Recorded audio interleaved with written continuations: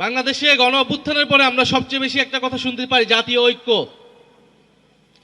তো জাতীয় ঐক্য বলতে আমাদের দেশের কিছু মানুষ মনে করে শুধু কয়েকটা রাজনৈতিক দল এক টেবিলে বসলেই জাতীয় ঐক্য হয়ে যায়। আজকেও জুলাই সনদ নামে একটা সনদে কিছু রাজনৈতিক দল একত্র হয়ে স্বাক্ষর করবে এবং এর নাম তারা দিতে চায় জাতীয় ঐক্য। আমরা মনে করি এটা কোনো জাতীয় ঐক্য নয়। জাতীয় ঐক্য হচ্ছে এখানে যেখানে ছাত্র, শ্রমিক এবং নানান পেশাজীবীর মানুষ একত্রিত হয়েছে।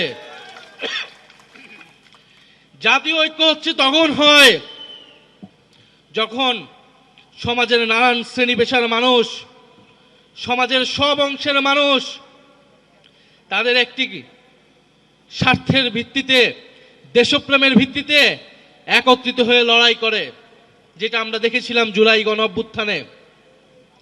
জুলাই গণ অভ্যুত্থানে আমরা কোনো রাজনৈতিক দলের ব্যানার দেখিনি, কোনো রাজনৈতিক পরিচয় দেখিনি। আমরা শুধু দেখেছিলাম ছাত্র, শ্রমিক এবং নানান পেশাজীবী যারা ফ্যাসিবাদী ব্যবস্থার বিরুদ্ধে লড়াই করছে। ফলে আমরা মনে করি আমরা সেই জাতীয় ঐক্যের পথেই আছি, সেই জাতীয় ঐক্যের দিকেই আমরা এগোচ্ছি, যেখানে ছাত্র, শ্রমিক কাঁধে কাঁধ মিলিয়ে লড়াই করবে, সংগ্রাম করবে।